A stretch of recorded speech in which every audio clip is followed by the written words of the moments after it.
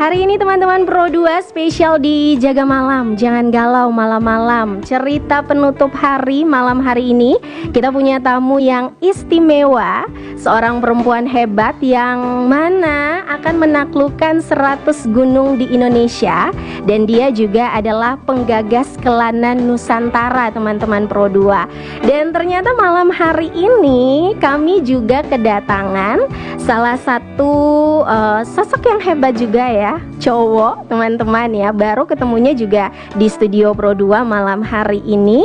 Nanti kita juga akan ngobrol-ngobrol, kita akan tahu seperti apa cerita di balik keseruan dari teman-teman kita ini menaklukkan gunung-gunung yang ada di seluruh Indonesia.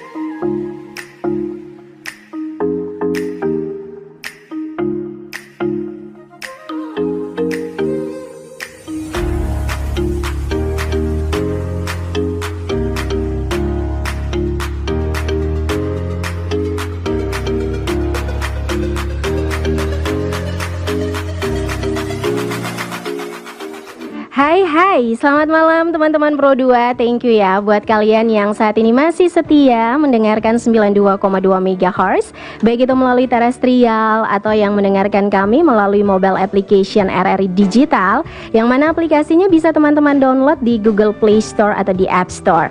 Dan malam hari ini juga kita live di Instagram @pro2rrind.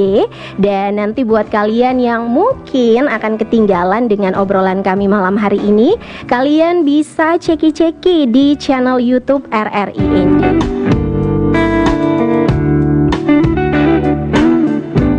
Hari ini teman-teman Pro 2 spesial di Jaga Malam. Jangan galau malam-malam. Cerita penutup hari malam hari ini kita punya tamu yang istimewa, seorang perempuan hebat yang mana akan menaklukkan 100 gunung di Indonesia. Dan dia juga adalah penggagas Kelanan Nusantara teman-teman Pro 2. Dan ternyata malam hari ini kami juga kedatangan salah satu sosok yang hebat juga ya, cowok teman-teman ya. Baru ketemunya juga di studio Pro 2 malam hari ini. Nanti kita juga akan ngobrol-ngobrol, kita akan tahu seperti apa cerita di balik keseruan dari teman-teman kita ini menaklukkan gunung-gunung yang ada di seluruh Indonesia. Nah teman-teman Pro 2, untuk itu buat kalian yang juga nantinya ingin bergabung bersama kami malam hari ini, kalian bisa langsung di WhatsApp 082147650422 082147650422.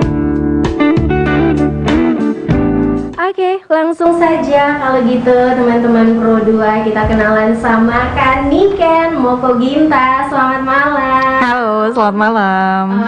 Oke, apa kabarnya Kak? Luar biasa pastinya. Luar biasa ya. Perjalanan bisa sampai ke ND itu dari mana terlebih dahulu? Aku dari Manado. Dari Manado? Iya, karena rumah di Manado. Oke. Iya, perjalanan panjang sebenarnya karena udah 2 tahun terakhir aku keliling, sampai akhirnya di tahun ini, bulan ini baru nyampe di ND. Oke, kita patut kasih apresiasi. Terima kasih. Ya, dan juga nanti kita akan ngobrol ya soal perjalanan inspiratifnya, kemudian bagaimana Kak Niken ini menemukan nilai-nilai positif selama mendaki, pandangan tentang pelestarian alamnya juga ya. Jadi buat kalian semua teman-teman Pro 2, jangan kemana-mana, pantau terus kita di 92,2 MHz. Selain Mbak Niken, kita juga punya Mas Dirman. Hai, selamat malam Kak, apa kabar? Hai, malam. Alhamdulillah ya. baik. Iya, saya tadi dapat informasinya Mbak Niken, tahu-taunya dapat satu lagi nih kado malam hari ini. Ini nggak sengaja ya. Double ya. Oke, double ya jadinya ya. Mas Dirman, kalau Mbak Niken ini wanita yang ingin menaklukkan 100 gunung yang ada di Indonesia. Kalau Mas Dirman ini menaklukkan gunung apa nih bedanya gitu, biar kita tahu malam hari ini. Oke, sebenarnya kita juga Ada ya, saya juga ada ekspedisi 100 puncak eksotik Indonesia. Dan itu sudah berjalan hampir 2 tahun yang lalu. Dan di sini puncak ke-17 kemarin yang di Kalimutu. Dan di ND ini sudah hampir di NTT ya, udah hampir 2 bulan. Oke, di NTT sudah hampir 2 bulan teman-teman Pro 2. Kalau Mbak Niken tadi di ND 4 harian, di ND 4 harian. Di ND baru 4 hari. Kalau di NTT 3 mingguan. Oke, 3 mingguan teman-teman Pro 2. Nah, kita mau tahu dulu nih dari Kaniken ya, malam hari ini mungkin bisa ceritakan bagaimana awal mulanya Kaniken terjun ke dunia pendakian gunung, kemudian memutuskan untuk saya akan menaklukkan 100 gunung yang ada di Indonesia. Iya, sebenarnya kalau saya secara pribadi pertama kali mendaki itu tahun 2015, masih SMA pada saat itu pertama kali mendaki. Tapi kemudian ada rencana untuk menapaki. Jadi sebenarnya kami kurang menggunakan frasa menaklukkan sih kan. Ya karena kalau misalnya menaklukkan tuh kita lebih menaklukkan diri kita sendiri gitu ya. Menapaki 100 gunung sebenarnya itu dari kalau orang-orang bilang saya punya cita-cita jadi dokter, saya punya cita-cita jadi guru, tapi saya punya cita-cita keliling Indonesia. Wow. Gitu ya. Jadi memang sejak SMA saya sudah merancang cita-cita ini yang memang saya niatkan untuk saya wujudkan setelah saya wisuda S1 pada saat itu. Bulan Juli 2022 saya wisuda. Bulan Agustus saya mulai jalan dari rumah dari Manado menggunakan motor saya. Itu memang untuk menapaki 100 gunung Indonesia. Oke, teman-teman Pro 2. Nah, dari semua gunung yang pernah Mbak Niken daki, apakah ada momen yang paling berkesan atau paling bikin tertantang lah? Sebenarnya kalau persoalan tertantang tuh banyak sekali ya, misalnya dibilang karena jujur sudah dari 100 gunung tuh sudah lebih dari setengah yang sudah tercapai sampai dengan saat ini, dan memang kalau dibilang menantang, semua gunung tuh menantang. Cuma memang ada satu gunung yang bikin saya sampai geleng-geleng kepala, sampai nangis-nangis. Sampai saya bilang saya kayaknya mati di sini deh. Karena memang gunung ini tuh salah satu gunung stratovolcano.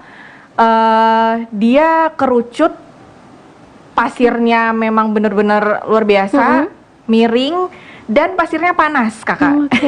Ya, kalau misalnya beberapa gunung-gunung lain mungkin kalau misalnya kita mendengar ke Jumawaan, Rinjani, Rinci misalnya, yang memang tinggi dan lain-lain, iya, tapi pasirnya tidak panas. Tapi ini gunung yang ketinggiannya hanya 1925 mdpl, terletak di Sulawesi Utara di kampung saya sendiri, namanya Gunung Soputan Mama. Dan itu memang bikin saya kayak mikir, Kak, aduh, saya sudah mendaki puluhan gunung di luar sana, tapi masa saya mati di kampung saya sendiri.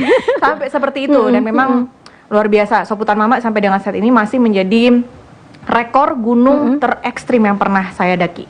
Oke, jadi luar biasa sekali ya teman-teman Pro 2. Ternyata di daerah sendiri, di kampung sendiri justru yang paling menantang. Nah, kalau Kak Dimar ya, Dirman, kalau Kak Dirman nih, seperti apa sih Kak awal mulanya kemudian memutuskan untuk melakukan perjalanan ini? Hampir sama ya, 2 tahunan ya Kak ya? Kalau pertama saya naik gunung itu di 2012 Kak. Oh, 2012. Ya, itu pertama kali untuk puncak ya Kak. Tapi kalau untuk jalan sih atau kayak backpackeran itu udah dari SMA. Nah, karena ada awalnya sih saya karena profesi ya Kak ya, karena suka jalan, akhirnya dan juga profesinya itu guide Kak. Kebetulan guide di Pare, Kampung Inggris. Kebetulan saya dari sana Kak. Dan profesinya juga di Kampung Inggris sebagai guide. Makanya dari situ kemudian naik gunung, karena sering naik gunung, akhirnya gunung yang sudah ditepaki itu hampir semua yang Seven Summit kecuali Papua Kak. Itu yang belum Jaya-Wijaya. Tapi kalau gunung yang paling menantang sih menurut saya itu kalau dari segi trek ada di Maluku Kak. Binaya. Maluku. Dan hari itu karena ikut ekspedisi, 2 ekspedisi yang diadain oleh Eiger, teman-teman Eiger, itu pada tahun 2017, ekspedisi 28 gunung. dan itu lintas dari utara ke selatan, dan itu memakan waktu hari itu hampir 10 hari Kak, dari utara ke selatan. Dan itu treknya menurutku dari semua gunung yang pernah saya daki, itu trek yang paling menantang Kak. Menantang ya. Oke, teman-teman Pro 2. Ini dua cerita perjalanan untuk mendaki gunung dengan versi tantangannya masing-masing ya, teman-teman Pro 2. Kemudian apa nih motivasi terbesar yang membuat Mbak Niken, kemudian Mas Dirman untuk terus maju dan kemudian menyelesaikan target ini? Mbak Niken terlebih dahulu deh. Oke. Sebenarnya kalau Niken, awalnya Niken tipikal orang yang konsisten. Dengan apa yang Niken sudah set goals itu memang benar-benar ya mau nggak mau harus tercapai gitu. Tapi sebenarnya di awal perjalanan itu sekitar pertengahan tahun lalu 2023 memang Niken sempat capek gitu. Karena ya tau lah ya, maksudnya perjalanan kita hidup nomaden. Karena Niken memang jalan sendiri, kita hidup berpindah-pindah. Bersosialisasi dengan orang baru setiap harinya, menyesuaikan dengan tempat baru, dan itu bikin super exhausted gitu loh. Yang namanya burnout itu sangat-sangat sering terjadi kalau dalam perjalanan, dan memang sering Niken pada saat itu sering curhat ke orang tua, ke papa gitu. Tapi kayaknya mau berhenti deh, capek banget, pengen pulang dan lain-lain seperti itu sebenarnya. Cuma memang pada saat itu papa itu selalu bilang, kalau capek itu istirahat, jangan menyerah gitu. Papa itu pendorong paling luar biasa bagi Niken untuk menyelesaikan misi ini gitu. Tapi di tahun lalu itu September 2023 itu papa meninggal. Jadi memang benar-benar kayak terpukul, dan Niken sempat pulang pada saat itu. Ekspedisi yang sebenarnya Niken tuh niatnya nggak pulang 2 tahun, itu sempat pulang. Jadi waktu itu di Jakarta, motor ditinggal di Jakarta dan langsung ambil flight ke Manado untuk ke pemakaman papa gitu. Itu benar-benar menjadi titik balik daripada ekspedisi ini sebenarnya Kak, karena di satu sisi Niken pengen berhenti, kayak ngapain lagi gitu kan, papa udah nggak ada dan lain sebagainya gitu. Cuma Niken lagi-lagi pikir wasiat terakhir papa sebelum meninggal itu adalah selesaikan 100 gunungmu gitu. Jadi sebenarnya apa yang menjadi dorongan terkuat bagi Niken di hari ini adalah wasiat itu. Jadi ya memang sebagai orang yang sudah set goalsnya dari awal, Niken harus menyelesaikan itu. Cuma memang ketika pengen menyerah, capek dan lain-lain, itu selalu ingat papa bilang kalau menyerah itu istirahat, jangan menyerah gitu. Oke, teman-teman Pro 2. Ini yang perlu kalian petik juga ya malam hari ini ya. Kalau capek itu istirahat, jangan menyerah ya. Kalau Mas Dirman seperti apa nih Mas Dirman? Sebenarnya kalau saya sih nggak ada target ya. Maksudnya target kapan selesainya.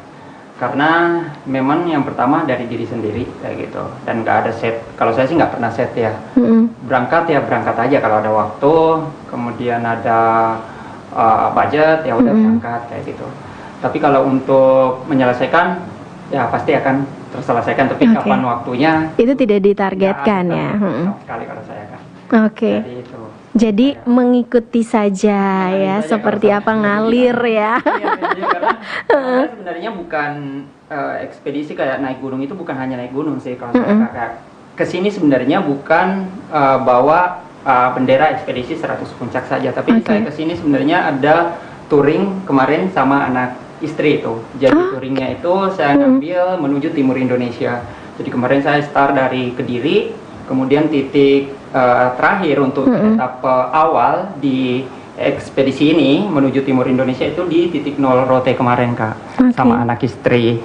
Tapi karena kemarin udah selesai dan Gunung Lewotobi ini meletus ini akhirnya istri sama anak naik pesawat balik karena targetnya juga udah tercapai di titik 0. Akhirnya saya menyeberang ke Larantuka bergabung sama teman-teman relawan untuk respon di Lewotobi. Jadi berarti sekaligus ada misi kemanusiaannya di situ ya.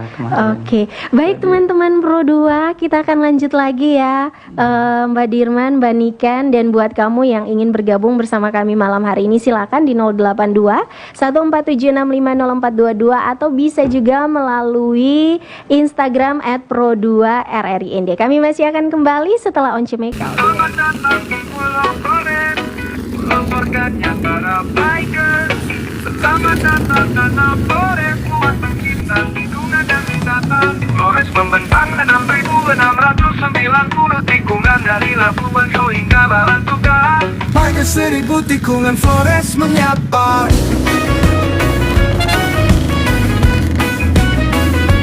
Hingga 1.000 tikungan Flores menyapa. Buat tamu bikers yang datang di kota Ende, Bangkatik membentuk demi cinta dan persaudaraan bikers menyatu. Brotherhood no limit, waktu para bikers bersatu. Pelopor keselamatan berlalu lintas, menjaga silaturahmi antar bikers. Menjunjung tinggi adat dan budaya, menjadi tujuan bikers 1.000 tikungan Flores. Masih di cerita penutup hari malam hari ini teman-teman Pro 2, kita masih bersama dengan dua narasumber kita. Jadi buat teman-teman yang ingin bergabung, lagi-lagi kami ajak ya di 082147650422. Nah Mbak Niken, ini kalau kita bicara selain mendaki gunung kan Mbak Niken juga sebagai penggagas Kelana Nusantara. Nah mungkin bisa dijelaskan apa sih sebetulnya visi misi dari gerakan yang Niken bangun ini? Jadi sebenarnya Kelana Nusantara ini brand yang aku bikin untuk bisa menakhodai misalnya kegiatan ekspedisi 100 gunung Indonesia ini sebenarnya. Cuma memang Kelana Nusantara punya misi, tagline-nya belajar menulis berkelana. Tagline-nya adalah itu.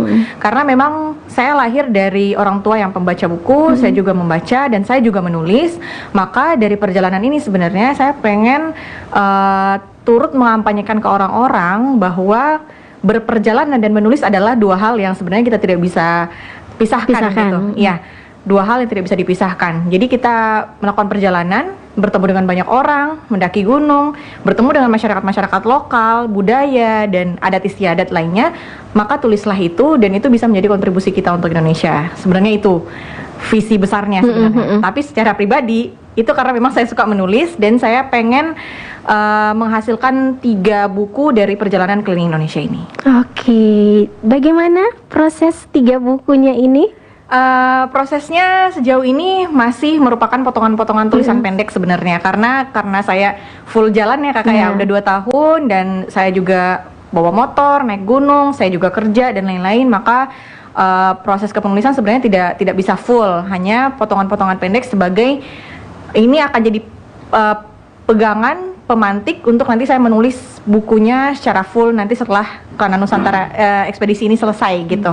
Jadi memang sejauh ini masih berupa potongan-potongan cerita pendek. Oke, kita doakan bersama teman-teman Pro 2 ya. Semoga bisa terrealisasi. Amin. Terima bukunya. Kasih banyak. Dan tantangan terbesarnya Mbak Niken saat memulai Kelana Nusantara, kemudian bagaimana Kak Niken bisa mengatasi tantangan itu? Sebenarnya tantangan terbesar itu mungkin kalau orang-orang pikir ya tantangan terbesar adalah izin dari orang tua barangkali ya. Tapi saya tidak ya.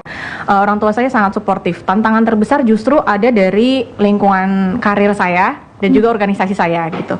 Kebetulan saya mahasiswa yang cukup aktif dan memang banyak berorganisasi pada saat itu dan saya juga kerja sejak masih kuliah gitu. Tantangan terbesar sebenarnya ada pada diri sendiri gitu. Bagaimana aku bisa give up dengan banyak hal, merelakan banyak hal untuk mendapatkan satu hal ini gitu. Karena ini memang pertentangan batin yang sangat luar biasa sebenarnya. Aku punya cita-cita untuk keliling Indonesia. Tapi di satu sisi aku punya kerjaan, aku punya karir yang memang udah aku bangun dari 2015. Aku punya organisasi yang memang luar biasa, aku berdarah-darah di dalamnya. Tapi kalau misalnya aku tidak give up, tidak meninggalkan semua itu, maka keliling Indonesia ini tidak akan terrealisasi gitu. Sebenarnya tantangan terbesar adalah menentukan prioritas pada saat itu, mana yang mau aku pilih gitu, dan aku memilih keliling Indonesia.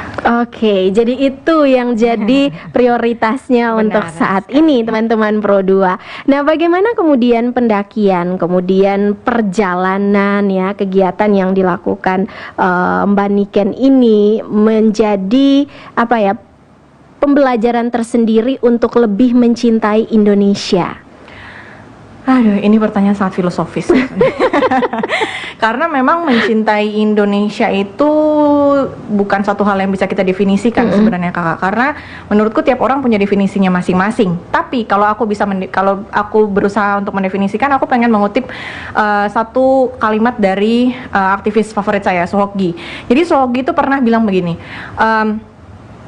kalau misalnya kita mau mencintai Indonesia, itu tidak bisa dibangun dengan slogan-slogan, hipokrisi, tidak bisa dibangun dengan hal itu. Itu hanya bisa dibangun dengan ketika kita melakukan pendakian, ketika kita mendekati orang-orang lokal, ketika kita pergi ke kaki-kaki gunung dan bertemu dengan masyarakat di sana. Maka dari situlah kecintaan terhadap Indonesia bisa dibangun. Oh, luar biasa teman-teman Pro 2 ya. Nah, ini dari Mbak Niken. Kalau dari Mas Dirman seperti apa nih pendakian dan juga perjalanan yang sudah dilakukan ini mengajarkan untuk lebih mencintai Indonesia? Oke, kalau saya sih ya karena dari perjalanan itu kan bukan tentang jarak ya atau bukan tentang seberapa jauh kita berjalan, tapi bagaimana kemudian kita bisa bercerita atau bercengkrama dengan masyarakat yang ada di sekitar. Nah, untuk mencintai sih dengan atau pendakian itu cukup dengan ya tidak buang sampah atau yang lain-lain kayak gitulah Kak. Bagaimana kemudian kita berkontribusi terhadap lingkungan.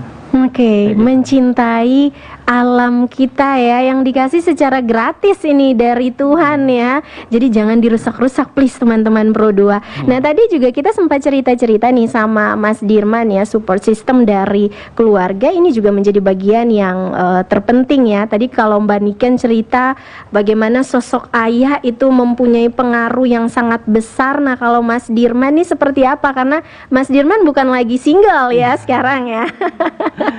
Ya, benar. Yang paling penting itu adalah support keluarga ya. Beda ketika saya masih 5 tahun yang lalu itu ketika masih single itu kemana saja bebas tanpa harus ada izin kemana-mana kayak gitu.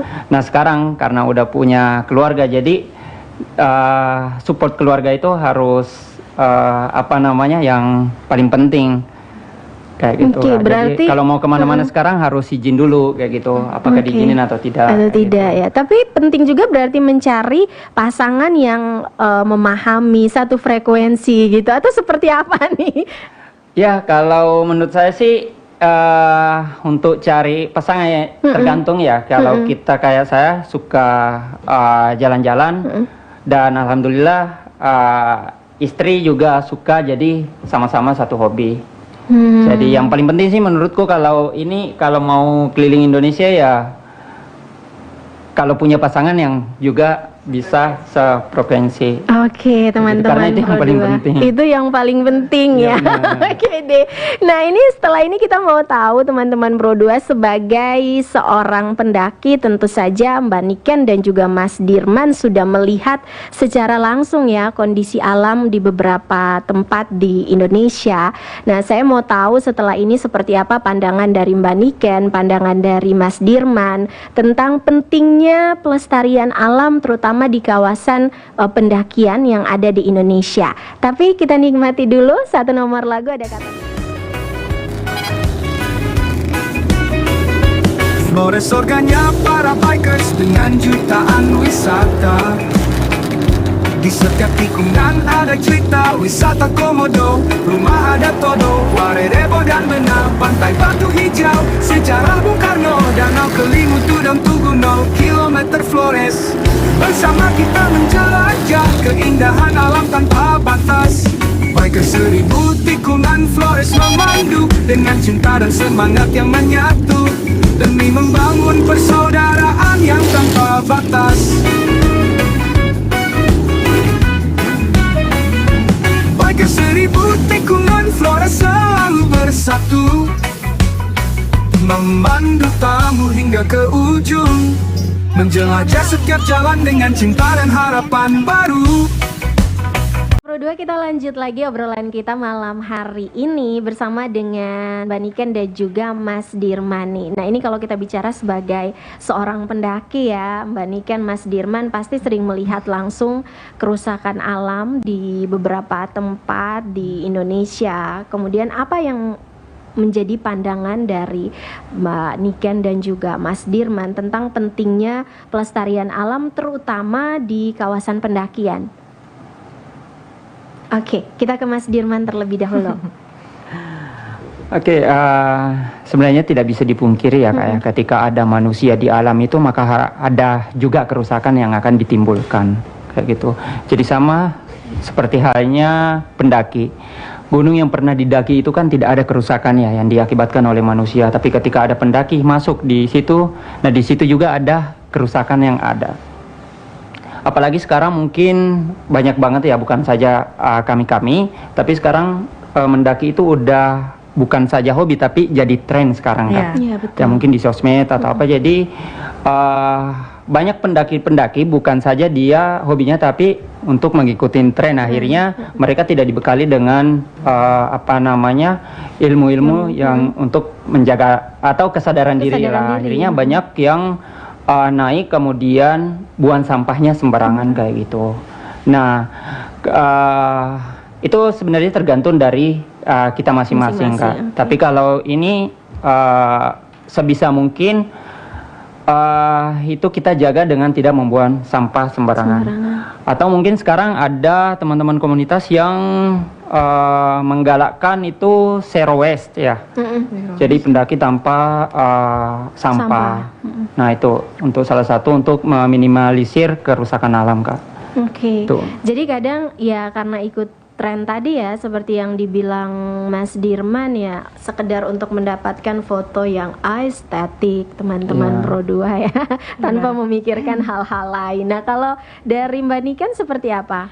Ya sebenarnya menyambung dari apa yang tadi Bang Dirman sampaikan, memang kita tidak bisa memungkiri kalau misalnya kita mendaki pasti itu akan ada kerusakan gitu. Cuma memang paling tidak kita yang suka dengan gunung, suka dengan pendakian ini meminimalisasi lah kerusakan-kerusakan yang terjadi. Misalnya selain tidak membuang sampah itu misalnya tidak menebang pohon sembarangan atau melukai pohon-pohon. Jadi sering nih Kak Niken tuh sering ketemu sama pendaki-pendaki yang tadi disebut tuh yang ikut tren. Biasanya kalau istilahnya FOMO ya, pendaki-pendaki FOMO. Sebenarnya kalau Niken FOMO nggak masalah, mau ikut tren nggak masalah, tapi itu belajar dulu dasar-dasar pendakian itu seperti apa dan apa yang bisa dan nggak bisa dilakukan di gunung gitu loh.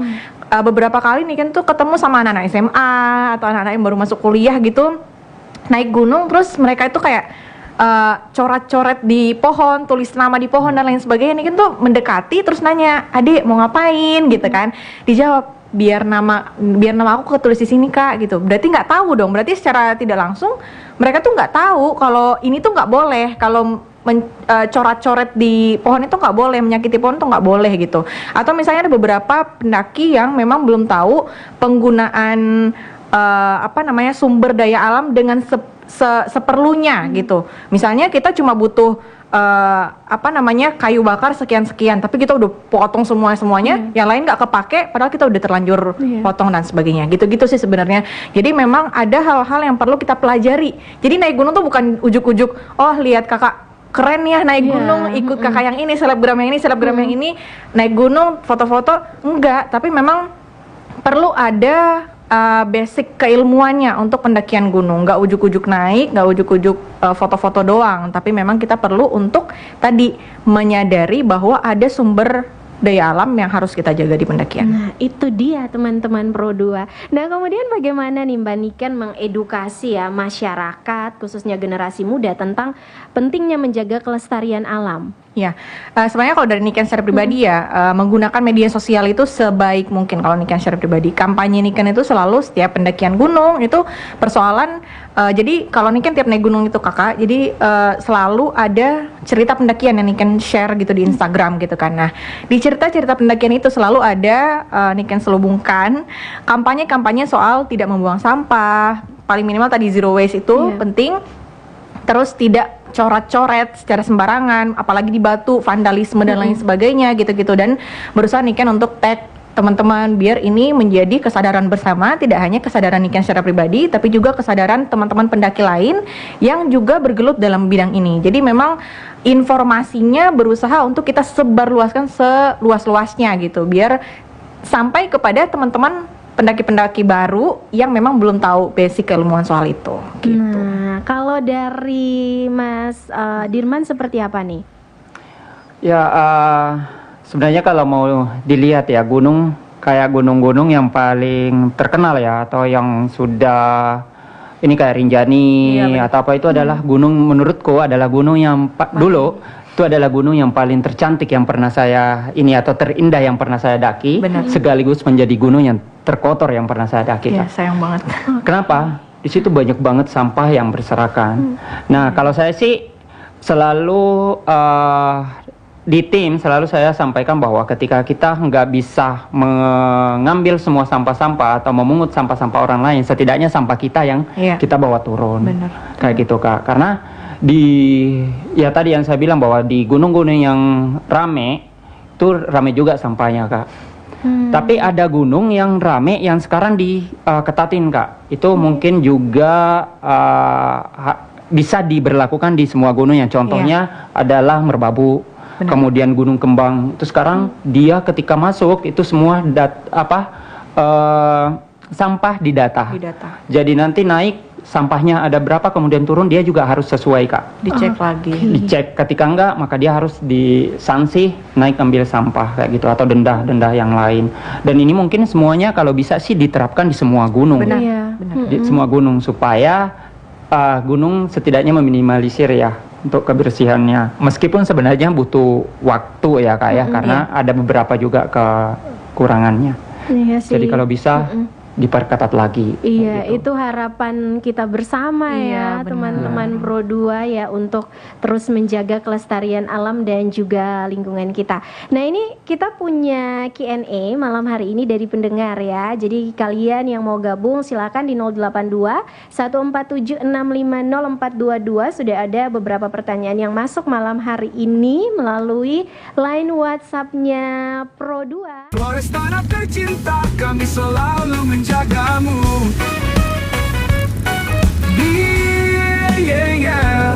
Di kisah manis yang kamu dapat, tidak hanya dalam cerita.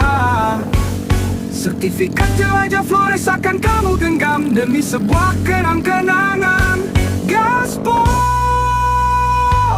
biker 1000 tikungan Flores mendunia. Ada fakta menarik ternyata ya dari Mbak Niken sama Mas Dirman. Ceritanya dipaksa masuk bergabung bersama dengan 1000 tikungan Flores ya. Sebenarnya nggak dipaksa sih. Okay. Sebenarnya kita tuh berterima kasih sebenarnya. Karena kalau anak-anak motor masuk di daerah ND tuh pasti kalau anak-anak motor bilangnya di portal gitu, Kak. Jadi di portal buat dijagain kayak gini. Sama om-om dari 1000 tikungan Flores. Jadi terima kasih banyak. Oke, terima kasih ya malam hari ini, dan juga Pro 2 berterima kasih juga pada akhirnya Mbak Niken sama Mas Dirman bisa hadir di studio Pro 2 bercerita ya untuk kita semua teman-teman. Nah, ini ada pertanyaan yang masuk nih dari Alexan ya, yang ada di Labuan Bajo. Ketika menghadapi tantangan ekstrim seperti cuaca buruk atau cedera, bagaimana cara Mbak Niken dan Mas Dirman menjaga semangat untuk terus maju?